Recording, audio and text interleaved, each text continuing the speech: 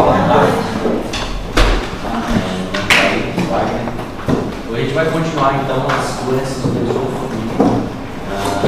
Eu gostaria de fazer uma revisãozinha da aula anterior, da próxima, que é importante, principalmente para quem estudou e para quem não estudou também. Quem pode definir para mim o que é doença de refluxo gastroesofágico em uma frase? O relaxamento do esfíncter esofágico. É por aí mesmo. Então é algo funcional que vai causar uma doença. E aí a gente tem que ir entendendo isso, que a gente tem que tratar e a gente aprende a tratar clinicamente as consequências desse relaxamento, aliás, esse relaxamento exacerbado, o esfíncter esofágico. Então, diante disso, a gente lança mão dos tratamentos, que é um sistema prevalente. E todo mundo aqui vai se deparar com um momento ou outro, seja como médico ou como especialista nessa doença. Então, é importante saber o que é. A maioria dos livros não vão tratar a doença, vão tratar as consequências dela. Beleza? Alguém tem alguma dúvida da aula passada? Que queria já perguntar? Foi dúvida? Não?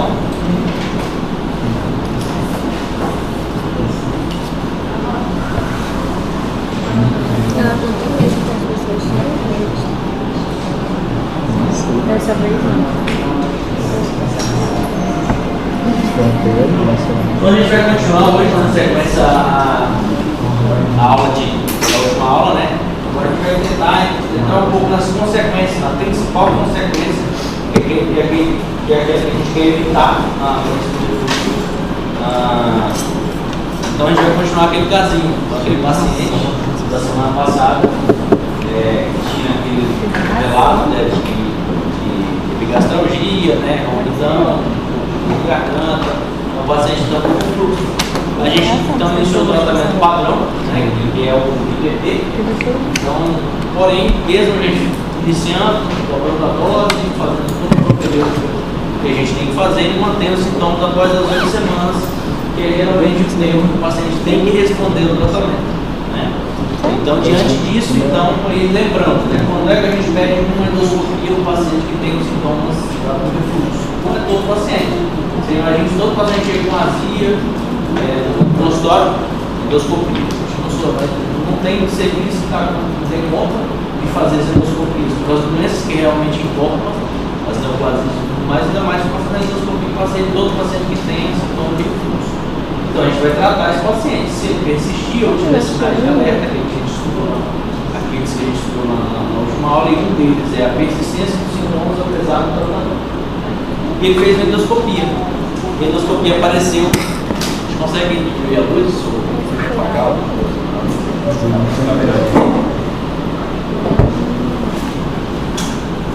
E a endoscopia veio com essas lesões. Né? Coloquei o laudo e a gente tem que entender isso. A gente hoje, um número cada vez maior de faculdades de medicina, cada vez maior de profissionais, a gente tem que se diferenciar de algum modo. Não adianta você só saber ler o laudo, porque às vezes o laudo está errado. Então você tem que, se você tem uma imagem lá, você olha a imagem. E aí, às vezes, o endoscopista não é o especialista. Ele não fez endoscopia, ele foi lá, fez um curso no final de semana, ou 2 de endoscopia, e está fazendo endoscopia. É errado? Quem acha que é errado aqui, levanta a mão. Quem acha que não tem problema, levanta a mão também. Não tem problema? Entende? Quando você faz residência, você julga todo mundo que não faz. Isso é fato, porque só quem sofre na pele as consequências de fazer é que entende que acha errado o profissional que não está habilitado fazendo endoscopia. Porque não é incomum a gente pegar inúmeras vezes, isso é rotineiro na nossa, lá no hospital de Angol, por exemplo, pegar endoscopia ou endoscopia mal feita, e a gente tem que repetir, porque às vezes o colega tem uma maçaroca lá, ele não conseguiu biopsiar. E no hospital de base, né, em geral, a gente não é incomum pegar o colonoscopista entrava, olhava a lesão, falava assim, está sangrando, não vou fazer nada, sai. E o paciente continuou sem diagnóstico. Porque não adianta olhar, precisa do AP, o patológico dessa doença, para definir conduta.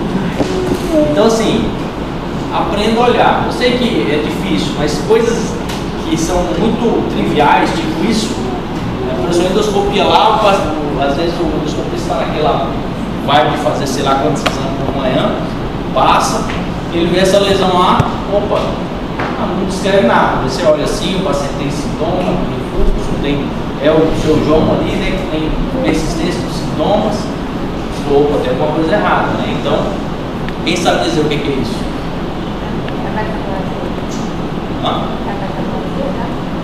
Metaplasia é o quê? É a troca do tecido. Mas é um diagnóstico histopatológico. A metaplasia, a transição do tecido é histopatológico. Não vejo isso aqui. É igual eles, como os colegas, quando brinca, a gente brinca muito também, e às vezes uma tomografia ou uma ressonância. O colega vai lá, sugestivo de coloca tudo. O diagnóstico histopatológico ele define no laudo da radiologia. Tem problema isso? Não tem, né? Mas o cara tem certeza do que ele está falando. Ele pode estar chutando, pode estar viu tantas vezes que ele bate o olho e olha. O endoscopista também, ele vai bater o cara que é experiente, ele vai bater o olho nisso aqui e vai às vezes colocar.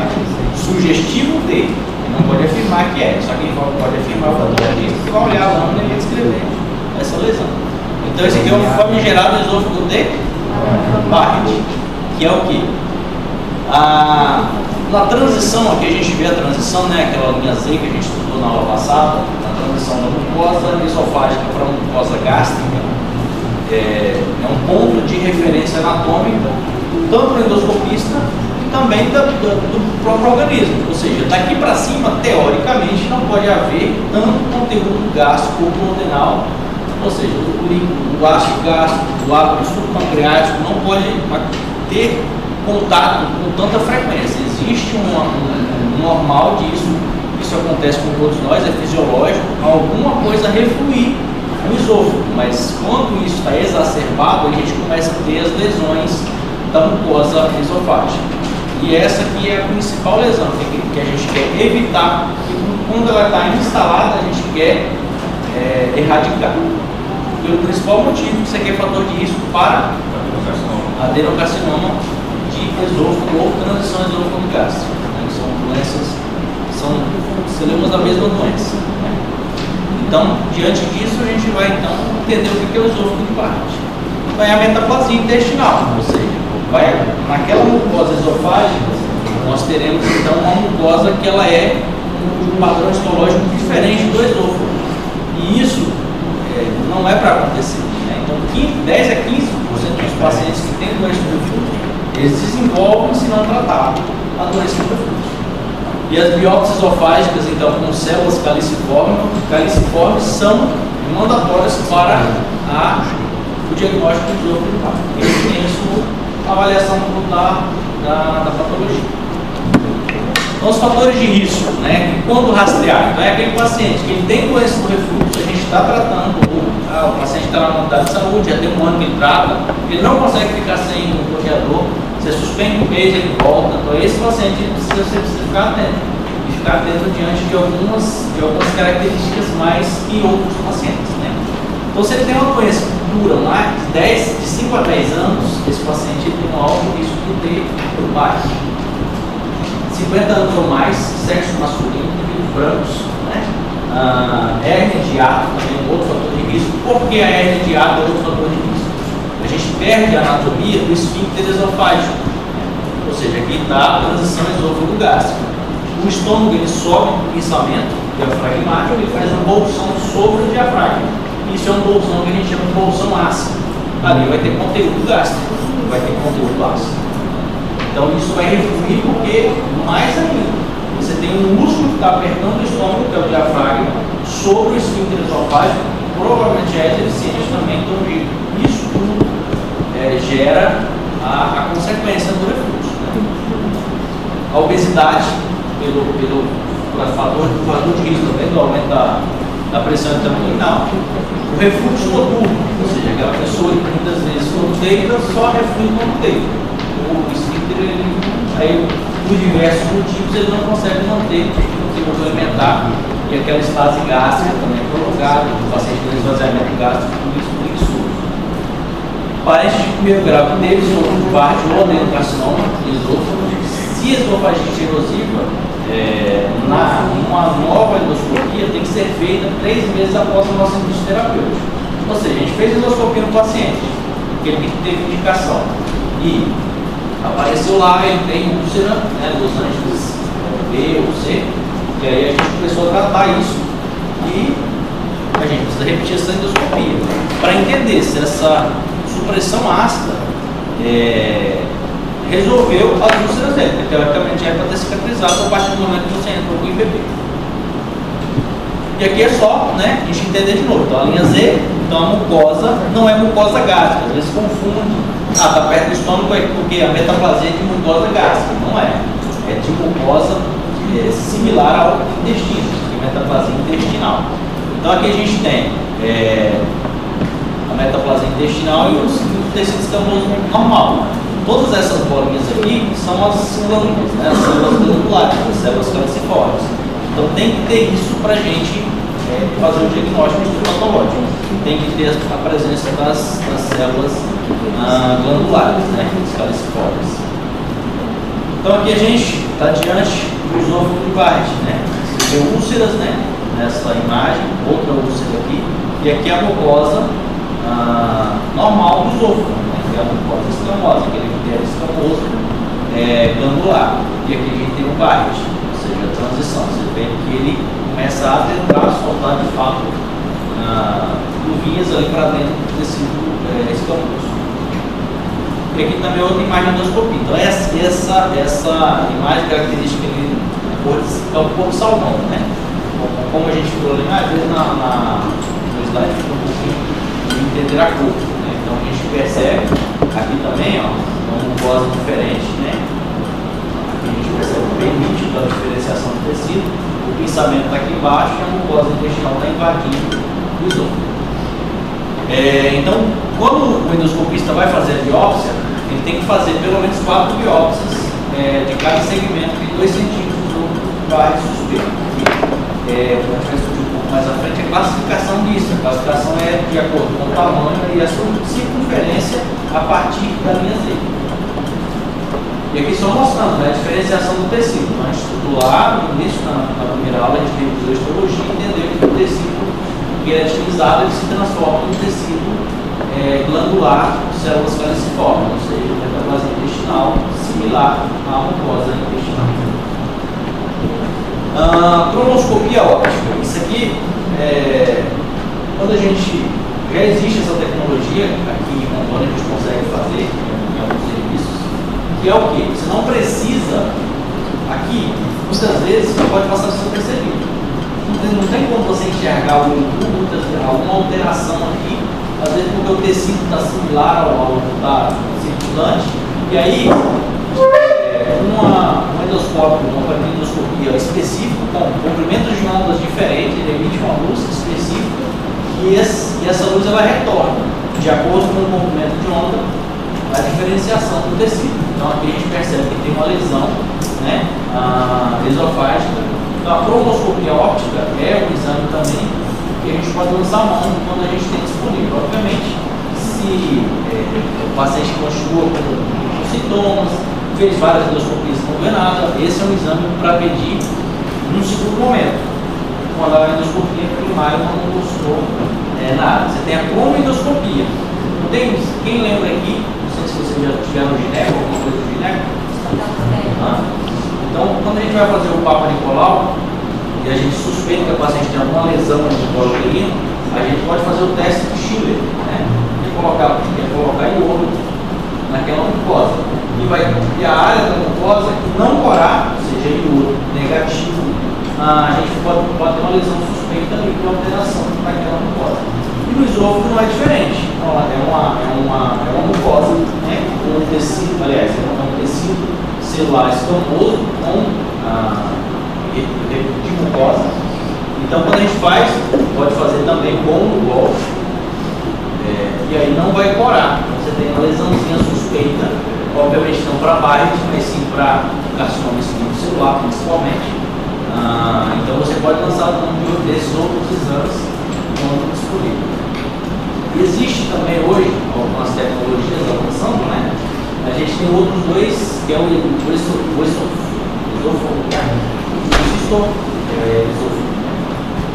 que é o que? Nada mais é do que uma esponja. São dois métodos, né? Você tem uma esponja avalia o quê? Avalia o DNA celular daquela região e o outro avalia de fato a histologia. A gente precisa fazer um escovado do esôfago. Tem lá o Papa Nicolau, que a gente faz o escovado da JEC, aqui ele faz o escovado dessa transição, avalia na célula e vê se tem célula calciforme. Ou seja, aquele exame que muitas vezes no olho não sei se não sei se na biópsia veio negativo, você pode lançar mão com um exame como esse, obviamente, se estiver disponível, aqui eu nunca vi fazer. E a classificação, como eu havia dito, a classificação mais atual é a classificação de Praga, que é uma classificação que mede a distância da linha Z até o início da mucosa de transição, né, do esôfago baixo, né, da metaplasia. Ele avalia isso circunferencialmente e a altura. E a partir disso dá uma classificação, né, ou seja, Praga, C3 e M7. Então ele avalia a distância e a circunferência da lesão para dar essa classificação. O epitélio colunar, para ter o diagnóstico, tem que revestir um revestimento maior ou igual a 1 centímetro do esôfago distal. Ou seja, se for menor que 1, a gente não cancela esse esôfago baixo e repete essa patologia em um outro momento. E o Barrett, que é o principal motivo de a gente tratar essa doença, que é o câncer de esôfago. 40% dos pacientes com adenocarcinoma, eles não têm história de doença do refluxo. Outros 60 eles têm essa história. Então, 0 a 1 ou 0,3 progride para adenocarcinoma sem displasia, ou seja, o paciente não passou pela metaplasia intestinal e vai fazer o adenocarcinoma, ou seja, é ínfimo. Geralmente vai passar por essa transição na metaplasia intestinal. 6% progride ao ano se houver displasia de alto grau, porque isso aqui é avaliado também no histopatológico. Então, vai lá, metaplasia intestinal com displasia. Se tiver displasia associada, esse paciente tem que ter um segmento diferente dos outros. E a gente diferencia isso aí também. O Barrett tem que ter o Barrett longo e o Barrett curto. Né? Então a vigilância muda em cima disso também. Lá na classificação para ser de Barrett, o epitélio colunar tem que ter mais no sentido de acometimento da circunferência toda. Então o Barrett longo passa por uma vigilância a cada 3 anos, enquanto o segmento mais curto passa por vigilância a cada 5 anos. Ou seja, aquele Barrett que tem um volume de acometimento maior, a gente tem que seguir esse paciente mais de perto. Se a gente já fez a endoscopia, agora a gente obviamente vai fazer a terapia de tentar ou erradicar, como vou explicar mais à frente, o tratamento clínico ou tratamento endoscópico ou o último cirúrgico. Então a endoscopia após 2 meses de tratamento é mandatória nesses pacientes. Ele ficou baixo, começou a tratar, você tem que reavaliar esse paciente para ver se isso está se resolvendo. Isso não pode ser negligenciado. 60% dos pacientes vão evoluir para a carcinoma sem desculpa. Quaisquer irregularidades do negócio devem ser removidos com a ressecção endoscópica. Ou seja, se é só o esôfago de Barrett, a gente pode lançar a mão já da ressecção endoscópica. Porém, a gente tem que tentar tratar antes. Se a gente fez o IPP, esse paciente respondeu, tratou, ótimo. Se não, a gente vai ter que avaliar uma ressecção endoscópica desse paciente. Porque a gente tem que tentar evitar que isso produza um adenocarcinoma. Como é que a gente trata isso? Obviamente a gente trata, como a gente trata o doença do refluxo. Nesses pacientes você vai começar lá com 20 mg de omeprazol? Não, você vai começar com dose de fumo, né? Geralmente medicação de 12 horas. Para você tentar zerar ali e mitigar ao máximo a produção máxima desse paciente para ver se a gente consegue cicatrizar essa mucosa de forma mais rápida. Então, lancei mão de tudo isso, o paciente continua com o jogo do Barrett, eu ali, eu preciso resolver isso. Então, se o paciente tem asclerosis de baixo ou alto grau, ou uma adenocarcinoma já instalado, até ter um ato, ou seja, que ele só está ali na mucosa, eu posso lançar a mão da mucosectomia, endoscópica, nesse caso. Então, a ablação também com radiofrequência, só que aí nas displasias de baixo grau, obviamente você vai fazer uma ablação se o paciente tem uma adenocarcinoma já instalado. O que é a ablação por radiofrequência? Nada mais é do que na ponta do endoscópio, tem um aparelho que ele emite uma onda de ultrassom, né? Em alta, a gente tem isso em cirurgia, por exemplo. Nossas pinças são ultrassônicas, né? A energia não é elétrica, é a vibração da ponta dele gera um calor que faz com que isso aqui erradique a lesão do baixo. Então, essa aqui é uma das mais utilizadas nos grandes centros que tratam dessa patologia, mas usualmente o que tem mais disponível é a mucosectomia. Agora a gente consegue fazer esse tipo de tratamento, por exemplo. E aqui você tem a ressecção endoscópica da mucosa, que é muito mais fácil, né? Então ele vai só ali, só está restrito à mucosa e ele vai e injeta uma solução, geralmente azul de metileno embaixo, levanta a lesão e aí o endoscópio vai lá e muitas vezes aspira, dependendo da técnica, só a lesão, porque a mucosa é muito fácil você ressecar ela. Então se você levantou e aspirou, está resolvido o problema. Você vai mandar isso para a patologia, vai sair o diagnóstico, para ver se deixou e resolveu essa lesão esofágica. Já a dissecção endoscópica da submucosa já é mais difícil de fazer. Aqui você tem que estar no centro cirúrgico, o paciente tem que estar muitas vezes entubado, né?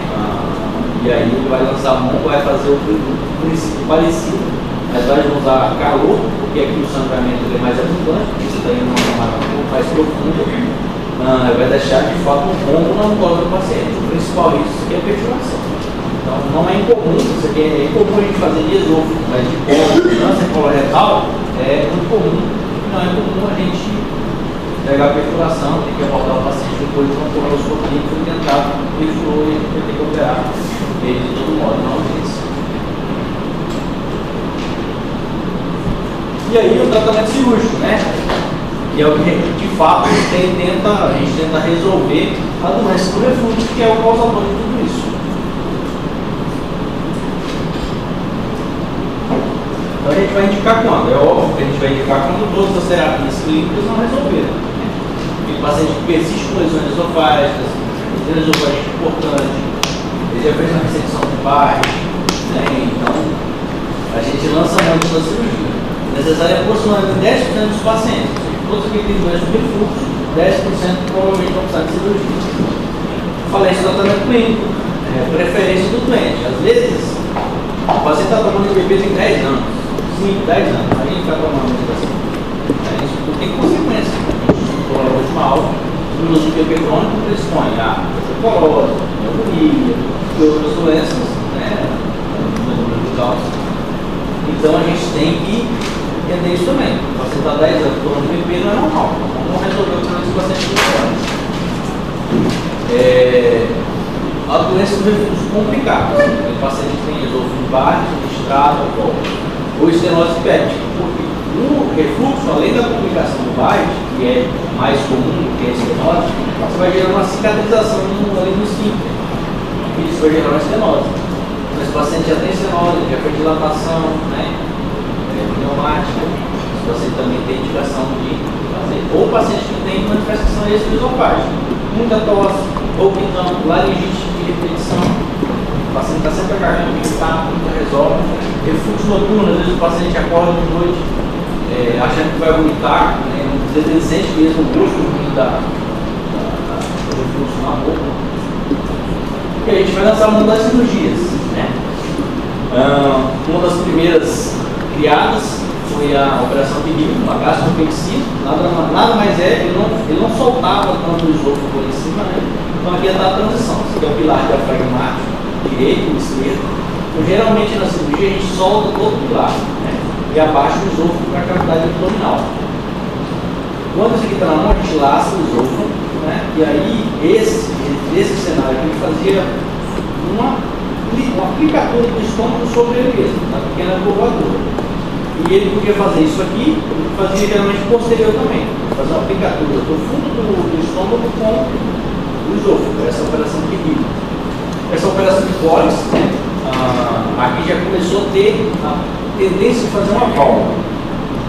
Quando a gente solta o esfíncter, a gente, a depender do cenário, a gente vai, não tem que fazer uma válvula, porque esse paciente tem uma incompetência valvular. Tentar fazer uma válvula desse paciente.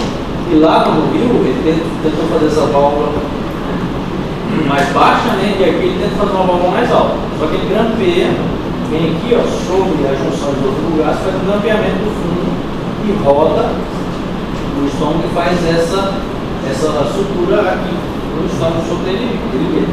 Se alguém não entender, porque às vezes fica olhando mais cirurgia assim, para quem já está habituado é fácil, mas para quem não está habituado é difícil, você vai parar e perguntar. Então, você não entendeu a cirurgia. Então vai fazer uma válvula, roda de novo o esfíncter e faz uma válvula aqui. O problema é que toda vez que você abre o órgão, tem risco de fístula, né? O paciente pode indicação pós-operatória, então a gente nunca quer fazer isso nos pacientes. E aí foram surgindo outros, né? Para passar por tempo. Cirurgia de Baldenac, aqui ele é uma cirurgia aberta, né? Porque a gente não faz. Mas as cirurgias, sempre que a gente tem a possibilidade de fazer, a gente tenta sempre fazer vídeo laparoscópico, porque hoje é quase um crime você operar um paciente aberto, mas encontrando com esse paciente aqui. Que é normal, no ensino da medicina, principalmente no hospitais, né? Nunca a gente tem material suficiente, enfim, hoje está mudando, né, um pouco mais. Então, nada mais é, ele fazia uma sutura do estômago sobre o esôfago, né? Se fosse envelopar, quem lembra o que é intussuscepção? O intestino ele engole ele mesmo, né? Aqui é a mesma coisa, só que o cara ele faz o esôfago e o estômago e faz uma sutura segurando isso. A expectativa é que o estômago vai fazer essa válvula.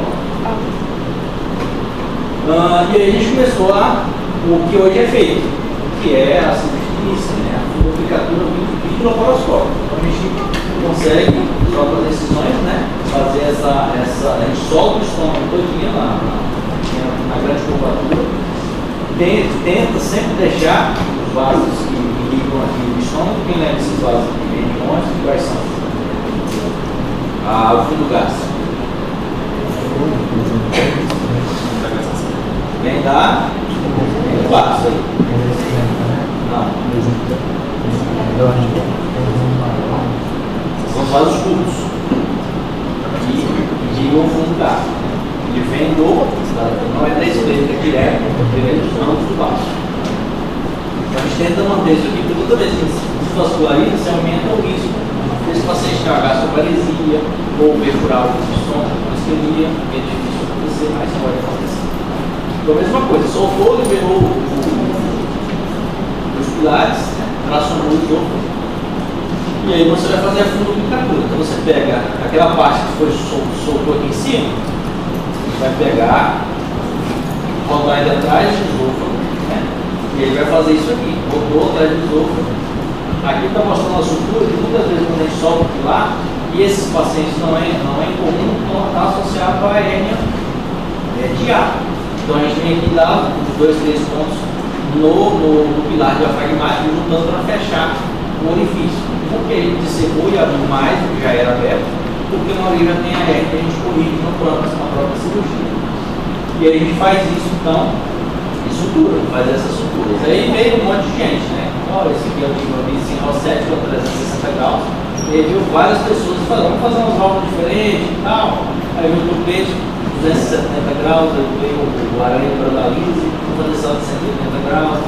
Isso aqui depende muito do grau de refluxo, mas geralmente a maioria dos pacientes, quando hoje os tratamentos clínicos estão muito bons, é difícil a gente lançar mão. Quando a gente lança mão, o paciente de fato tem muito sintoma. A gente lança mão por 360, que é geralmente a lista. E tecnicamente é mais fácil, você só solta e ele dá 3 suturas sobre o estômago mesmo e faz a válvula.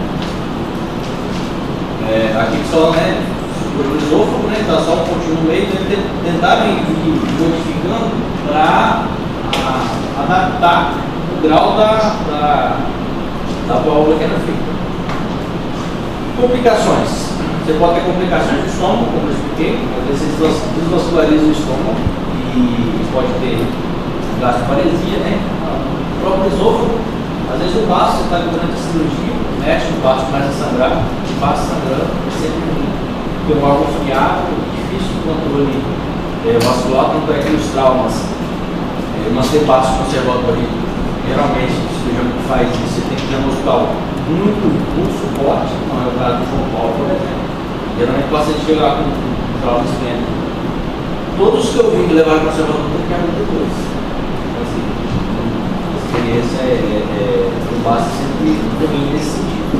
Pneumotórax, porque a gente está abrindo os lados e é pragmático. Não é incomum também a gente adentrar e fazer o pneumotórax durante a cirurgia. Infecções de ferida e disfagia. E esse aqui é o principal problema. Você está querendo resolver um problema que é construir uma nova válvula, essa nova válvula pode ficar muito forte. E começando a causar disfagia, o paciente tem um problema para deglutir, porque está apertando demais o estômago esofágico. E o tratamento cirúrgico, lúpus. Então, quando é que a gente vai indicar o tratamento cirúrgico? Vamos lá.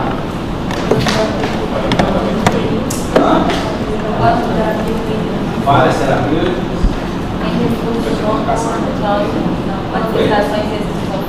Manifestações esofágicas, você está tossindo, começa a ter tem noção de asma por causa de.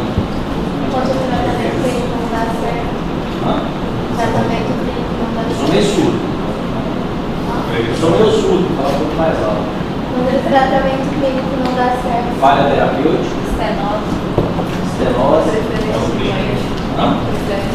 Preferência do doente. Você tem sempre que entender. Porque tem um doente que começou a tratar tem um ano e já preferiu para cirurgia. Só que você tem que mostrar para ele. Eles vão operar. E não é incomum também que a gente tem que reoperar o paciente por causa disso. E soltar aquela válvula que a gente fez lá. Eu tenho umas duas cirurgias dessas. Se a válvula ficou muito apertada. Aí você às vezes vai lá só com um ponto ou dois, aí ele não tem. Professor, o senhor vai cobrar da prova como que faz cada procedimento ou só saber quanto tem de cada? Surpresa. Só isso ainda. Eu não vou cobrar técnica, isso para você não tem sentido. Agora você tem que saber. Tá lá, ele fez um míssil. Saber o que é isso. Você tem que saber fazer, mas saber o que é, todo médico tem que saber. A gente fala de generalista, você tem que saber um pouquinho de tudo. Você vai saber aprofundado. Técnica cirúrgica, como é que funciona? Agora, a indicação, tem que saber. As complicações, tem que saber. E aí, o tempo vai passando, a indústria quer ganhar dinheiro, então vamos inventar alguma coisa no cirúrgico para fazer para esses pacientes. Como é que a gente pode indicar algum tratamento não cirúrgico? E aí começaram as novas terapias para doença por refluxo. E esse aqui é o LINS. Nada mais é do que uma argolinha com titânio. Dentro dessa argolinha tem uma fita elástica. E aí, ou seja, isso aqui está apertado. Quando você joga lá no esôfago, ela vai prender no esôfago. É tipo um anel de. Vocês estudaram anel de bariátrica, que existia no passado também. Eles colocavam esse anel para a pessoa não comer mesmo. Limitava, você comer. Esse aqui é o LINS. Então, nada mais vai lá, instala e libera o esôfago. Esse aqui é o esôfago, embaixo do estômago. Ele foi lá, liberou os pilares e colocou nisso. Colocou a água de ferro ali. E isso vai gerar um certo controle do refluxo. Ele criou uma válvula nova. Então, como é titânio, é difícil, porque a reação imunogênica dele é bem baixa. Né? É igual o líquido da vesícula, é a mesma coisa. O material geralmente é o mesmo. Porque a gente usa metal dentro dos aumentos imunogênicos reativos possíveis. Mas pode acontecer. Por exemplo, extrusão disso aqui. Quando isso aqui o esôfago invagina e fica para dentro. Você pode gerar complicações como uma análise variável de gerar um monte de complicação para dentro. Isso foi um instinto que as complicações não valiam alguém. Isso pode ser temporário? Pode ser temporário, né? Aí aquele paciente. Você pode ficar. paciente que às vezes tem muito risco, tem uma sobrevivência prolongada, ele não toleraria, por exemplo, uma complicação pós-operatória. Então, o risco de complicação disso aqui geralmente não vai ser aguda, tá? E aqui, ó, esses lacinhos, ele vai definir o grau de quando ele vai apertar isso aqui. Então, você pode lançar, pode colocar isso aqui no abdômen do paciente. Você ajustando a válvula, quando tiver no ajuste certo, você coloca. Esse aqui é uma mesofonograma feito com lens.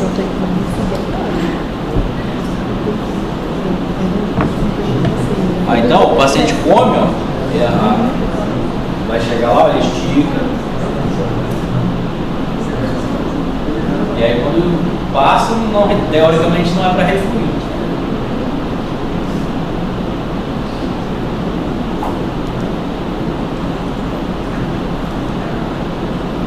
Só que ainda assim, né, as novas medidas, né, isso aqui foi uma meta-análise, que de um modo geral são equiparados, né, mas quando você vai ver isso de falha, a falha deles são menores, né, por causa das limitações, mas de um modo geral o paciente tem mais efeitos colaterais com ele. E esse aqui já é um outro, né? Que é o endostim, que é um estimulador. É um estimulador que você dá choque no estrutura esofágico superior. Então vai lá, igual as eletroestimulações aí, cardíacas, um marca-passo, é um marca-passo esofágico. Ele vai lá, coloca duas hastezinhas e isso cria um marca-passo. Então o paciente ele fica ativado, ele muda a configuração dele no momento da alimentação. Então, estimula o estresse, que já é um outro, né, que ele vai lá, com endoscopia também, coloca dentro do esôfago, ali na região do esfíncter, e faz a radiofrequência, estimulando a fibrose do tecido, ou seja, vai criar um mecanismo valvular ali. Só que um tipo pode ser pela classe, pode ser mais fibrose, gerar disfagia. São todas coisas mais recentes. E aqui é o que todo endoscopista adora falar que existe, né? É a bariátrica endoscópica e tem também a fundoplicatura por endoscopia. Que já tem colega na cidade que já está querendo aplicar esse método. Então ele é um grampeador, né? Não endoscópico. Vai tentar fazer uma válvula 270 graus. Aí entra o endoscópio dentro do grampeador.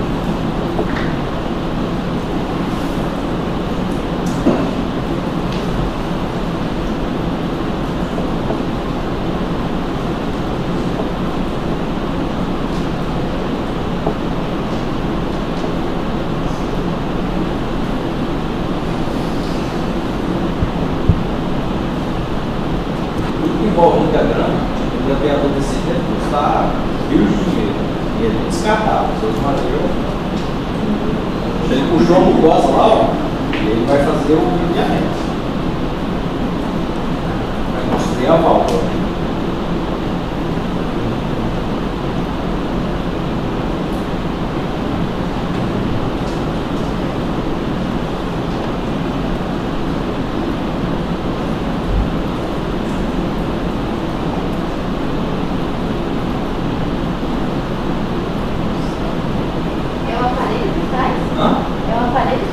Como assim? Ele mostrou como faz, ele faz aquele em 270 graus.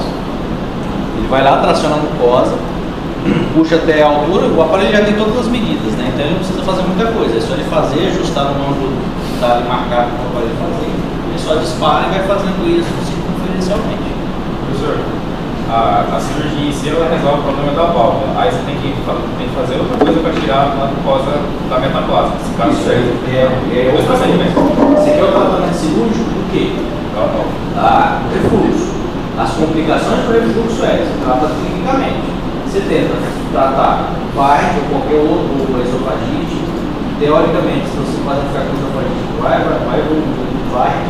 para você fazer o tratamento clínico. Se isso não resolver, aí você lança a mão novo, pode fazer ressecção, endoscópio ou fazer a válvula. E avalia se a válvula vai resolver. Se a válvula não resolver, você pode lançar a mão de fazer endoscopia, ressecção, glucose, aí as outras terapias. Professor, tanto o tratamento do refluxo quanto do esôfago é com IVT, como tratando. Sim, você sempre, toda a complicação você tenta para dar com IVP, você vai fazer o paciente. Às vezes chegou no seu consultório e já tem endoscopia com BART, nunca tomou IVP na vida. Você vai começar a dose full para ele, né? O omeprazol 40 de 12 em 12. E aí você vai reavaliar esse paciente daqui mais ou menos 3 meses, uma nova endoscopia, 2 a 3 meses, nova endoscopia, você avalia. Aí por isso que a endoscopia tem que ser bom. E este final de semana ele não vai saber a classificação do praga, eu tenho certeza disso. Porque não é incomum a gente pegar várias lesões gástricas, a classificação, classificar o ornato. Cara, tem uma lesão aqui, você tem um biopsia. Se o endoscopista já descreve tudo para você, e esse paciente tem que ir com uma referência de novo para fazer o controle desse esôfago. Professor, essa nova terapia, quais são as Então, o problema das novas terapias, tudo que é novo é muito caro. Então, às vezes, a efetividade da aplicabilidade é muito baixo, não se paga. Então, tudo na medicina, e isso eu fui entender depois, né? Por que é igual o tratamento para câncer? Tem pacientes com um cara com melanoma metastático, por exemplo, a melanoma metastático vai morrer. Tem terapia, tem imunoterapia, o paciente toma, é como se fosse doença crônica, vai viver com o melanoma, sobrevida que era mortalidade de 80%, 90%, o cara está vivendo 5, 10 anos aí sem doença. Então tem medicação só que um SUS não se paga, porque uma terapia dessa custa R$1 milhão por paciente. Como é que você vai tirar R$1 milhão para tratar um paciente se você pode tratar 7? Então você vai entendendo, vou entrar na justiça. Se todo mundo entrar na justiça, o dinheiro vai acabar. O dinheiro tem que sair de algum lugar, não brota do chão. Né? Então, para essas terapias também, tem que ser tudo muito experimental. Os caras vão lá, fazem a essa endoscópio. Existe a bariátrica endoscópio, mas todo mundo fala só que ele existe, não fala das complicações. Você imagina que você vai fazer um procedimento sem olhar, sem ver nada, e as complicações que você vai mandar para quem depois? Não vai ser endoscopista que vai resolver, vai mandar para o cirurgião. Então, a gente sempre é crítico desses procedimentos novos. Tudo que você for fazer na vida, e assim, eu tentei construir minha formação nesse sentido. Se você se submete a fazer alguma coisa, sabe, vai resolver a complicação disso que você está fazendo. Pode ser uma complicação tardia de coisas, mas pode ser aguda. Eu fiz uma cirurgia de esôfago. O paciente fiscalizou, ou eu fiz uma endoscopia e perfurou. Beleza, perfuração acontece, mas você tem que ter uma endoscopista que tem uma programação. Por isso que às vezes a gente critica, né? Se o endoscopista é cirurgião, ele faz um exame diferente do que é gastroenterologista. Isso é fato, a gente vê o exame. E às vezes o cirurgião ele é muito mais agressivo, às vezes, para conseguir fazer o que precisa ser feito do que o clínico. Porque muitas vezes o cirurgião sabe, se perfurou, beleza, vamos resolver. Agora o clínico vai ter que chamar alguém. Sempre que você for fazer alguma coisa, saiba resolver as complicações da gente que está fazendo. E aí, voltando o negócio da residência, né? Você vai lá, termina a faculdade, faz um cursinho de boxe, de estética, e aí vamos lá colocar filme na cara do outro, fazer cirurgia, não sei o quê. Quando publicar, você manda pro médico. Esse é o problema. E a crítica vem muito disso. Cara, tem pessoas que se importam com isso. Eu me importo com o que os meus colegas pensam de mim. Agora tem gente que está cheio desses aí. E eu sempre falo isso porque eu falei isso no original. Você tem que tentar se tornar o médico que você queria, ou você levaria sua mãe. Porque se você não está se tornando esse médico, você está caminhando errado para a medicina. Você está fazendo medicina só para fazer outra coisa, mais um trabalho. Mas eu sempre tento reforçar isso aí, porque é importante. Então não se submeta, não forme medicina amanhã, vai ali fazer um cursinho de uma semana de endoscopia, e se se intitular endoscopista, vamos fazer endoscopia. Você pode fazer isso, obviamente, mas eu vou pegar seu laudo e não vai fazer outro. A gente faz isso com frequência. Por quê? Não dá para confiar. Você vai confiar e é um exame importante para muitas coisas. Para estudar, o paciente às vezes, quantas vezes o paciente chega lá para ter hemorroida, quantas vezes, fez sei lá quantas colunas, não sei o que, chega lá com um puta de dor de canal não. Por quê? Não examinaram o paciente. Ah, está com hemorroida fazendo conta. Está com endoscopia, não é para ver. Só que o cara que é bom endoscopista vai fazer um toque anal, vai fazer o exame físico antes de começar o exame. O cara que só faz exame, senta aí. Não, ele nem olha o reto. Já quer ver o colo. O paciente chegou lá, várias coloscopias. Um diagnóstico muito bom que poderia ser tratado de uma forma menos invasiva do que tivesse doendo. Então, reforço com vocês isso. Para fazer medicina, tem que fazer bem feito. Não queira arrumar atalho. O atalho, você vai ser arrependendo. Não. Isso aí é batata. Não se importa. Infelizmente. Só para poder entender. Tratamento, a bucodectomia vai ser para tratar A complicação. a complicação, não A cirurgia do refluxo é para tratar o refluxo. Tá, aí essas cirurgias de rios, de colo, tudo é para tratar o refluxo. São as fórmulas que criaram, né? Tentaram criar válvulas para substituir os fins que estão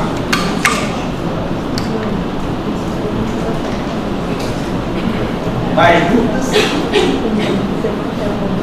Então eu vou fazer um exercício, se o esôfago não melhorou, eu faço a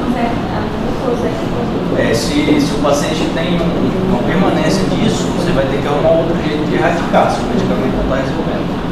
Muitas vezes a gente consegue resolver. Não é todos os pacientes que vão evoluir com parte.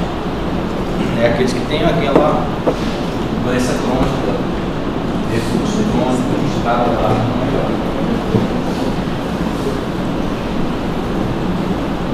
Dúvidas?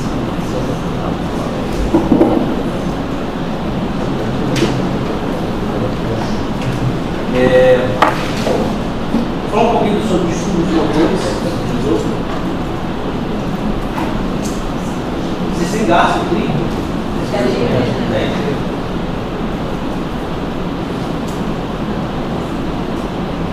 O distúrbio motor do esôfago, basicamente, vou falar de mais alguns problemas que vocês precisam saber que existem. A gente viu essa imagem na última aula. Da fisiologia da deglutição, parte esofágica. A gente tem as ondas peristálticas. A gente estudou, né? Primárias e secundárias. Então, as ondas primárias, aquela que leva o alimento, tende a levar da faringe, né? Da orofaringe até o estômago.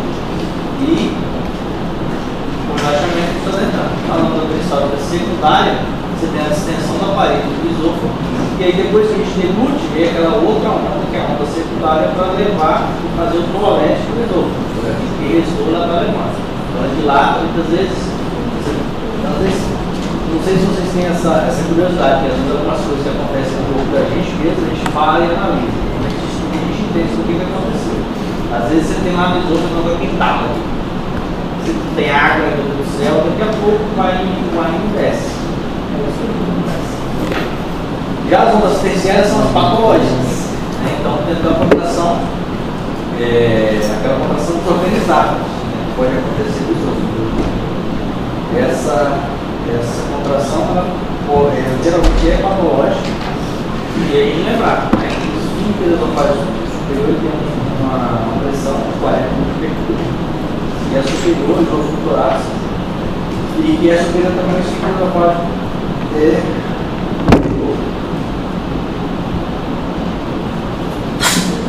E só mostrando as ondas, né? Isso aqui, essas ondas existem, logo elas podem ser estudadas. E é o principal exame que a gente usa para estudar as doenças motores do corpo. Então, basicamente, tem essa classificação.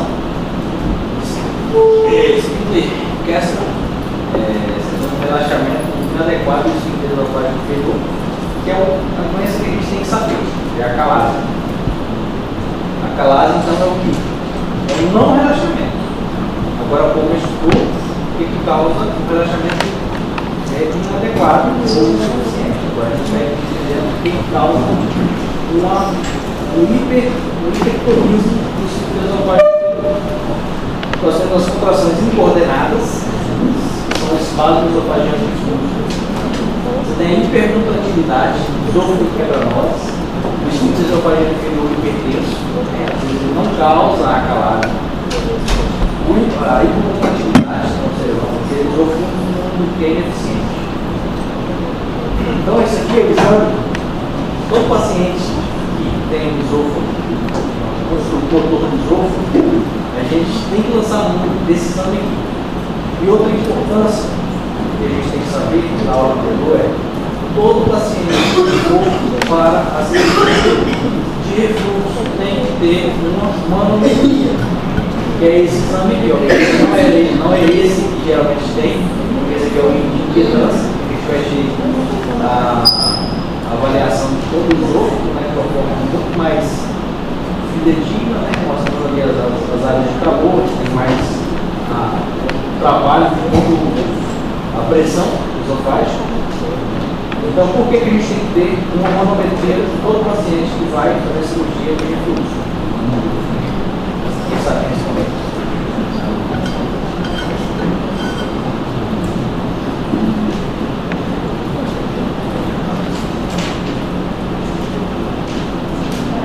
O que a manometria estuda?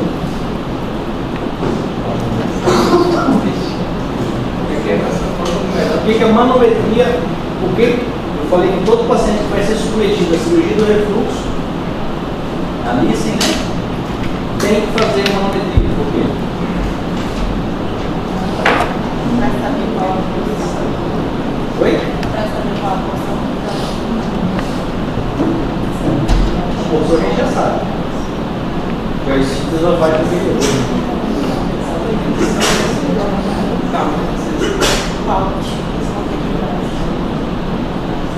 Não, porque avalia a pressão, daí para saber de composição da válvula. Qual que é a principal complicação da cirurgia? Hã? Disfargia. Então, se a gente faz a manometria, esse paciente ele tem um tonismo muito grande aqui do esfíncter esofágico. Se você fizer uma válvula, vai acontecer o quê? Vai piorar. Vai criar um outro mecanismo que aí vai evoluir com mais disfargia. Então, por isso que todo paciente tem que fazer manometria para fazer cirurgia. Porque você pode pensar, não é porque ele tem um relaxamento inadequado, é que ele tem uma hipotonia disso aqui completa. Então, se esse paciente não tiver essa manometria, a gente pode fazer a cirurgia e a gente arruma outro problema com ele. Vai criar uma outra válvula para ele. Porque a gente tem que ter certeza que esse paciente não tem uma disfunção motora, ou se essa pressão aqui é normal. Muitas vezes é um relaxamento diferente que ele tem, ou então é a indicação de cirurgia rápida. Você faz isso aqui, o paciente não tem insuficiência do relaxamento. Esse sintoma que ele está vendo é positivo, enfim. E aí, por isso que é mandatório de fazer isso. Para a gente não gerar um outro problema para o paciente.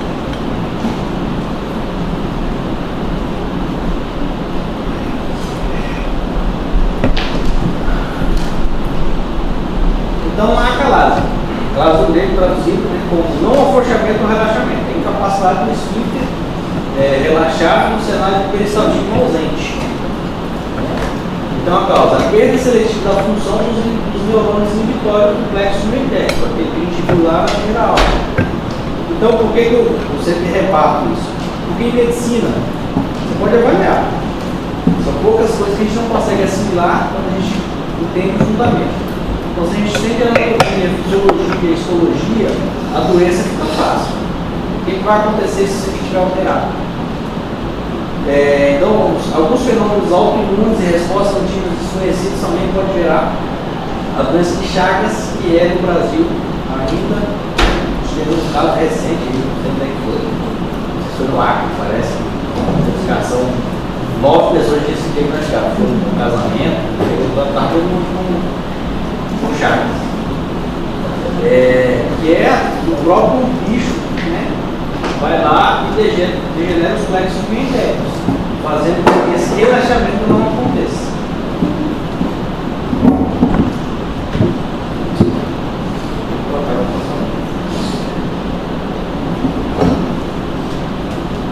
Então, os sintomas esofágicos, clássico é disfagia. Por quê?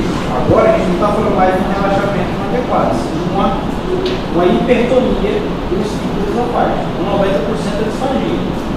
75% é azia. E aí, ó, isso aqui é bem comum. Às vezes o paciente está com megaesôfago, está com acalase e você está tratando a refluxo. E ele não vai melhorar. Regurgitação ou vômitos, dor torácica ou cardíaco, dor gástrica ou orofagia. Aí você pode ter tosse ou asma. Porque esse paciente, se ele tem um grau de hipertonia, ele vai também ter refluxo, porque vai ficar coisa presa aqui e vai refluir. Ele vai ter os sintomas similares a todos os refluxos. A aspiração crônica, rouquidão, mesmo padrão da doença de refluxo, e perda de peso, não intencional, para os seus pacientes, porque não consegue se alimentar. E aí a gente tem muitas vezes que a acalase é causa, que é o megaesôfago. O paciente vai, o esôfago ele vai, ele é um músculo, ele vai se dilatando, e vai acumulando coisa. Eu já fiquei, sei lá, uma semana lavando esôfago com paciente com megaesôfago. E sai coisa até, porque quem conhece do Marcos Veiga, do Escola de Base? Eu já ouvi falar. Então, o Marcos Veiga, o esôfago tem que estar limpinho para operar. Se ele estiver na cirurgia e a gente for abrir, isso aí é um grão de arroz, você não vai fazer nada na cirurgia, ele vai te xingar da cirurgia até o final. E vai fazer endoscopia também, porque a gente precisa avaliar se esse paciente não tem neoplasia. Porque a acalase e o megaesôfago é um fator de risco para a neoplasia. Então esse esôfago tem que estar limpinho quando a gente vai fazer endoscopia.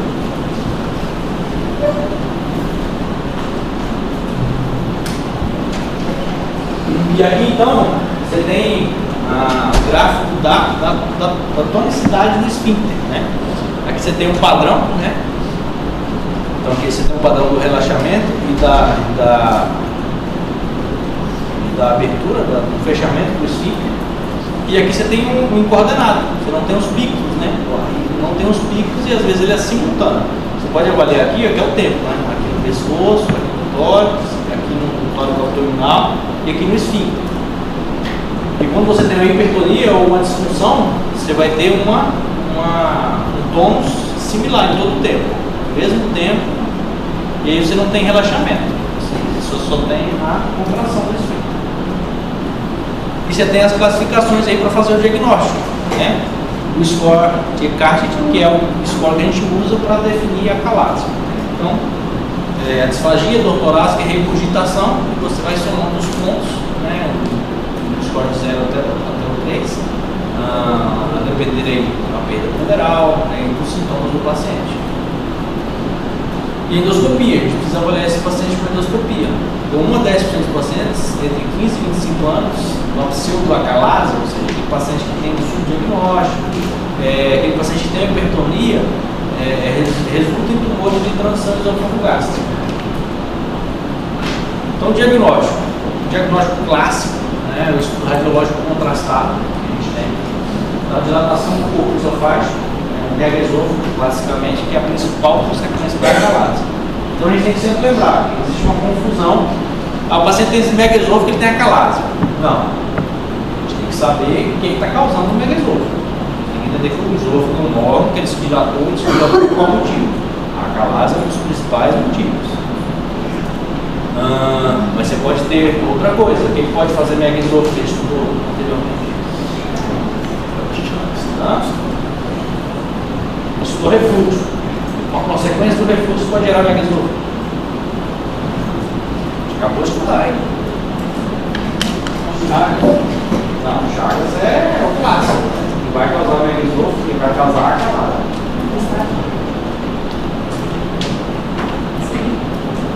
Refluxo. Estenose. O paciente com esôfago estenosado, tem estenose. fluxo, né?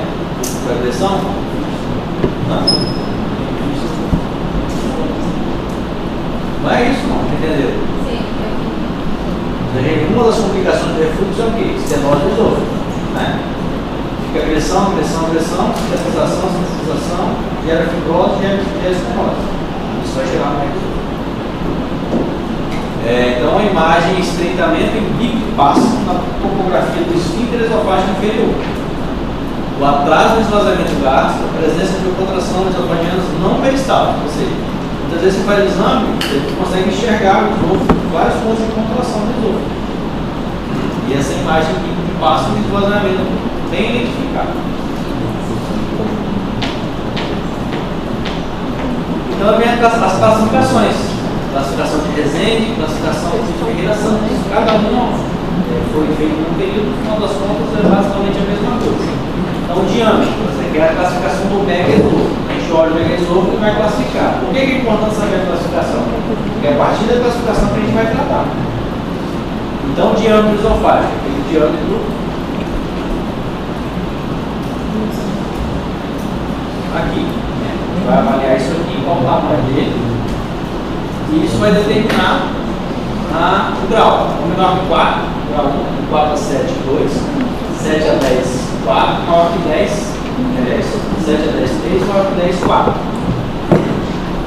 E aí veio o Ferreira Santos e deu uma concretizada, né, na classificação. Colocou diâmetro esofágico, que é basicamente uma coisa, mas em coordenação motora e retenção do meio contrário. Uma classificação radiológica.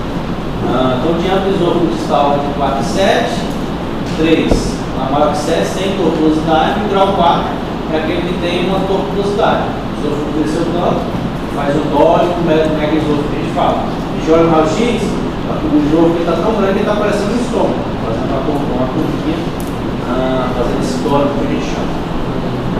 Então, aqui, ó, as classificações. Né? Então, a tortuosidade é o dólico, está se dobrando sobre ele mesmo, praticamente. Grau 4, grau 3, grau 2 e grau 1. Diagnóstico com manometria. Então você tem um elevado grau de certeza, mesmo nos estadios iniciais da doença, nem capacidade do esfíncter de se relaxar durante a deglutição. Então, porque o paciente deglute, ele tem uma alteração motora do esôfago.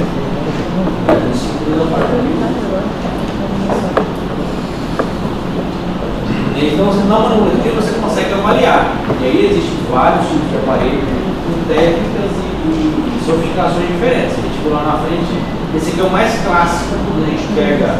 Isso aqui não é comum para esse prova de residência. Eu já peguei prova de residência que tinha esse gráfico lá. Por quê? Ele vai determinar o que é. Uma manometria com esse padrão, ele coloca figurinha e tal, para deixar um pouco mais. Mas geralmente só vem um gráfico. E ele divide, né, as porções esofágicas e até onde chega a hipertonia do esfíncter esofágico inferior. Né?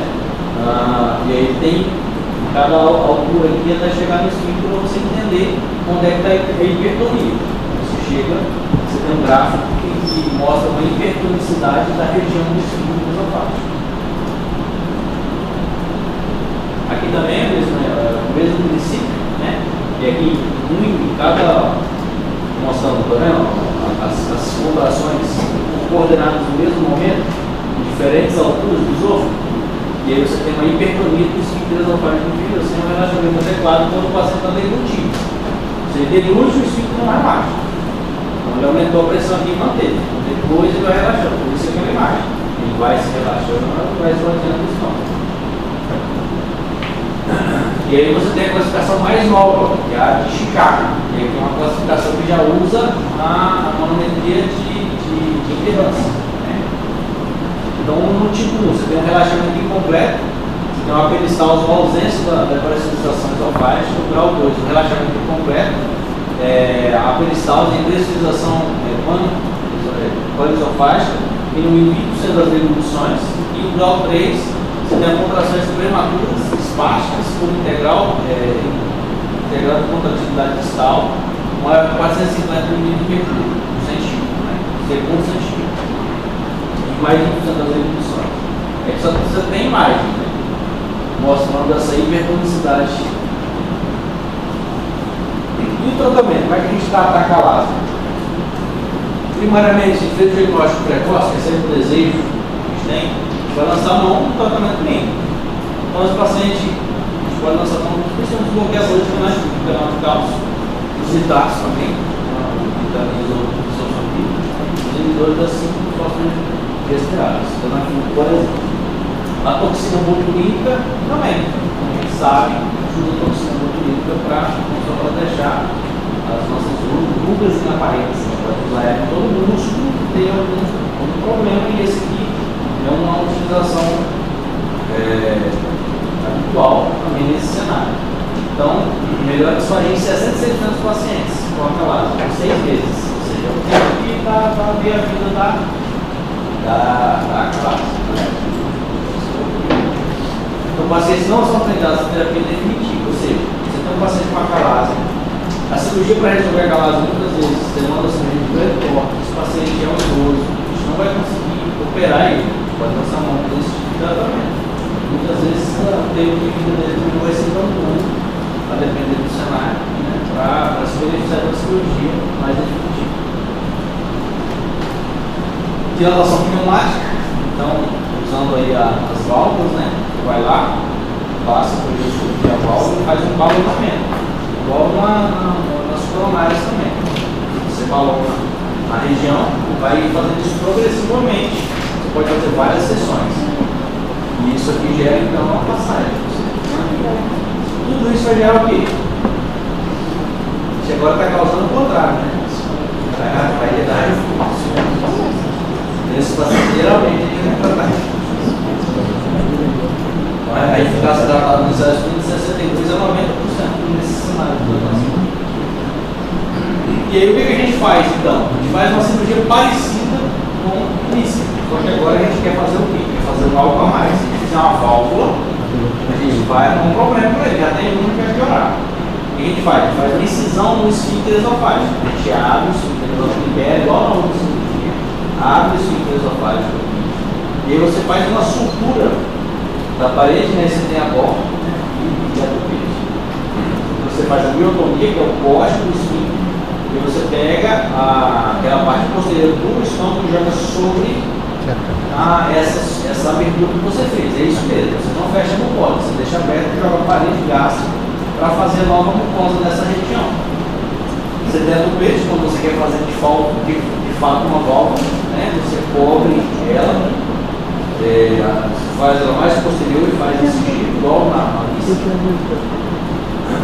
Então essa é a cirurgia mais clássica para corrigir esses pacientes que têm a calase. Mas isso aqui é um cenário onde muitas vezes ele não tem já tem o megaesôfago, mas o megaesôfago não é tão exuberante. Porque se ele for um dólico megaesôfago, se você for esse, não vai resolver. Porque ele tem uma outra complicação. Então você tem que tentar resolver também o megaesôfago. E aí, a depender do grau, né? Grau 1 a 4, você vai lançar a mão.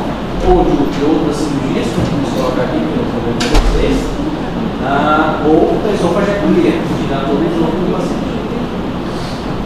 E aí vem também os endoscopistas, né? Querendo fazer as coisas minimamente invasivas, que é bom, mas também pode gerar complicações. Porque a miotomia perioral endoscópica, ele vai lá, ele disseca, ele entra na mucosa, disseca até embaixo e faz uma destruição mesmo. Ele vai lá e fica tirando a musculatura ali. Então ele vai gera então depois eu consegue ter uma persistência maior. Geralmente isso é feito associado à dilatação. Ele dilata, ele não precisa tirar todo isso, ele tira só uma beiradinha e vai virar uma incompetência. Então, você tem o tempo de quanto tempo dura cada coisa que você faz. Uma botulinha, geralmente de 6 a 12 meses, dilatação pneumática de 2 a 5, cirurgia de 5 a 10 anos. E aí ele vai para vender o peixe, ele fala que ele vai vender o peixe, esse negócio é novo, aí ele falou que ele definiu. Então, outra coisa, quando vocês forem ler, não sei se vocês iniciaram, deve ter uma disciplina aqui que avalia estudo científico. E aí os picaretas também utilizam isso para falar assim,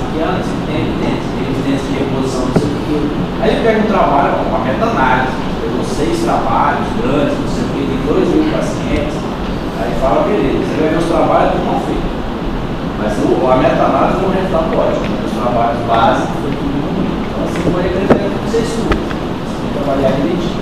Professora, Oi. para tratar a calase eu posso escolher começar pelos remédios, né? Eu escolho um daqueles três ou tem que ser os três? Você pode, se for uma calase, no sentido, o paciente está com disfagia, você fez o diagnóstico que não tem megaesôfago, você pode começar tratando.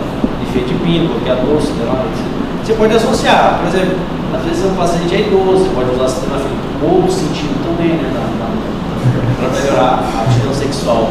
E geralmente esses pacientes são idosos, aí você pode avaliar. Se o paciente já foi hipertenso, aí está usando um IEX, trocar por um nifedipina, que já trata as duas coisas ao mesmo tempo. Você vai associando isso com base na clínica. Agora, se eu tiver megaesôfago, eu vai direto para a cirurgia. Então, o megaesôfago aí a gente tem que analisar. Aí existem os outros tratamentos que tem que ser mais invasivos. Às vezes o tratamento clínico é uma transição para o tratamento definitivo. Você vai querer fazer um tratamento clínico para amenizar os sintomas do paciente. Então, a gente tem o megaesôfago, a solução mais definitiva é a cirurgia. Você vai ali cortar, tirar o esfíncter esofágico e fazer uma volta nova para ele. No cenário eu por exemplo, tem um idoso de 70 anos, cheio de cardiopato, não sei o que, fazendo as comidas, colocar tudo isso lá e ficar tranquilo. Você não vai colocar esse paciente na mesa e vai matar o velho, né? Só para tratar uma doença benigna. Quando é câncer, não, a gente chama de doença exagerada.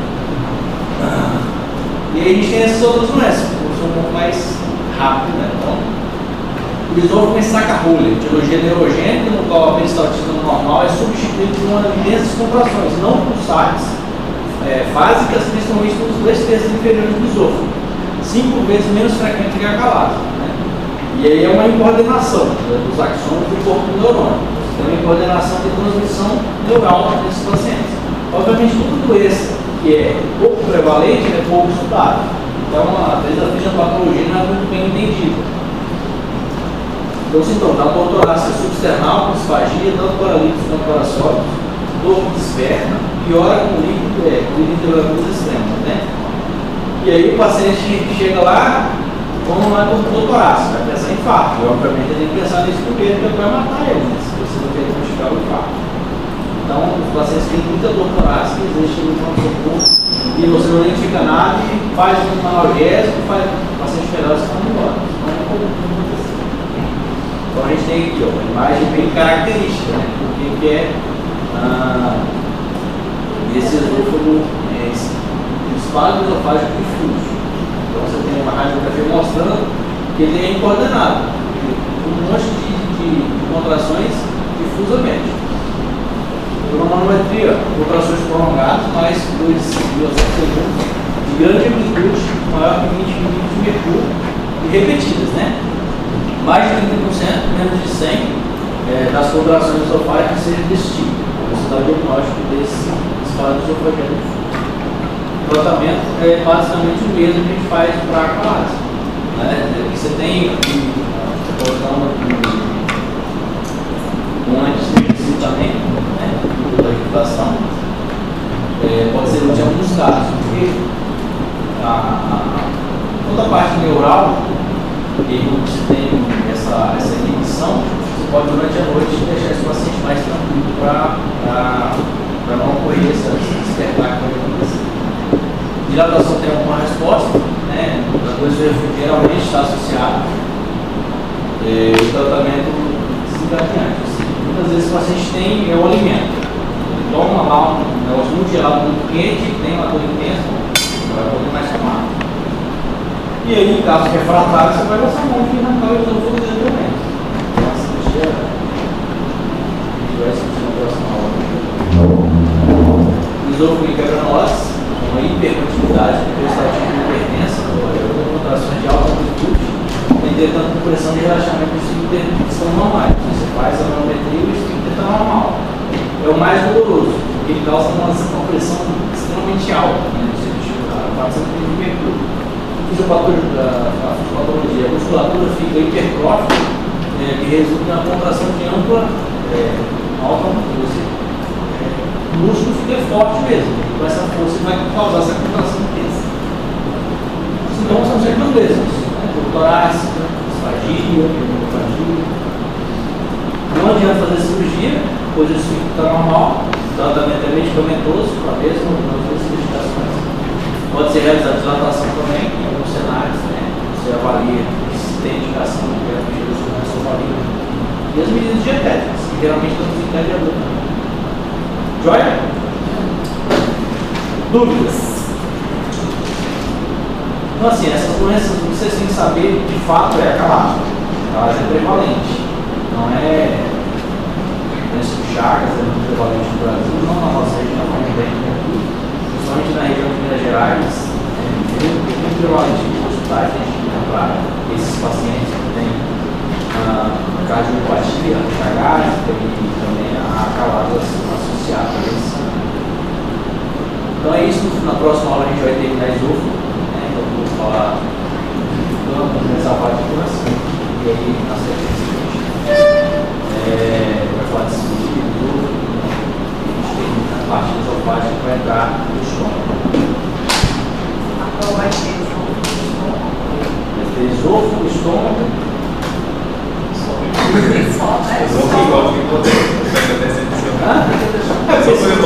Vocês fazem agora, vocês fazem na outra. E aí, vai ter doença gastrointestinal, abdômen agudo, as gastroenterites. melhor deixa pra cá. Vai ter três no conteúdo. Depois, manda para mim um gasto que vocês têm. Tem? Eu acho que eu não tenho. Se aparecer, você me manda. A gente teve cirrose, varíola, pancreatite, hepatite inflamatória, Pronto, já teve? doença celíaca. Tudo de fígado. Ela Ela teve hipertensão, teve varíola, pancreatite. Doença inflamatória intestinal, você já tiver. Já. Deu hemorragia de Isso é uma coisa.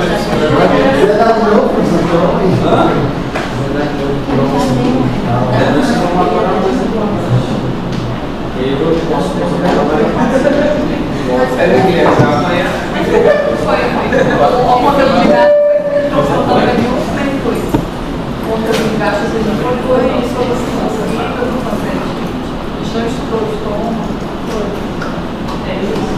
ia ter aí ela ia deixar você. Eu vou dar, vai ter aula de células médicas, vai falar do câncer, tranquilo, dúvidas? Essa questão são várias classificações, tem que se apegar a essas classificações. Então, dado o megasol, você tem que saber alguma coisa, né? Imagina, eu chego lá e coloco a paciente com megasol grau 4, o que eu faço? Eu não estou falando isso, gente, cai em prova de residência, não estou falando que isso aqui é de especialidade, não. E obviamente eu coloco alguma coisa a mais, porque eu tenho que colocar mesmo, ver tudo que vocês podem. A prega é esticada, né? É esticada. Mas roda de esticar. Então, Só que é mais tem várias. as mais clássicas é de receita. A mais clássica é do raio-x. O cara vai colocar um raio-x lá, vai falar, eu queria você isso aqui, às vezes ele não vai te pedir a classificação, grau 4. Ele vai explicar. Você vai olhar, o óleo que é resolve, aquela coisa, aí vai te pedir a conduta, o que você acha que tem que fazer. Então, assim, tem que saber. Você tem que saber todas as classificações? Não, você tem que saber. E para você olhar para isso e falar, olha, tem um resolve, e esse aqui eu vou classificar da aqui também.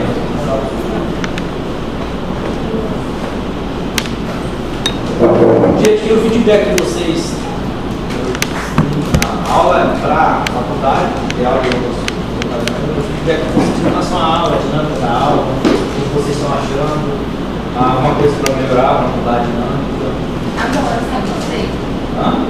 Bom, então você traz o feedback, é importante, a gente tem que sempre melhorar um pouco mais. Eu falo isso porque a única oportunidade para estudar certos assuntos são só aqui. Depois na vida de vocês, vocês não vão conhecer nunca mais. Isso é fato. E é assim, quando você sai, você vai pegar, sua tia te manda uma aula de endoscopia. Eu acho melhor demais o colega ser, antes de você acorda no especialista, tu é médico. Então você sai pelo menos aquilo ali. Se você não sai, eu não sei se eu falei na última, eu ter falado, né? O meu jargão existem dois tipos de conhecimento. Ou você sabe ou você sabe onde está. Pronto, se você sabe onde está, não sei não, beleza. Coloquei no livro, coloquei no papel, isso, tá bom. Então é sempre bom saber um pouquinho de tudo, apesar de muitas vezes a gente exagerar com tudo. Beleza? Essa é uma questão.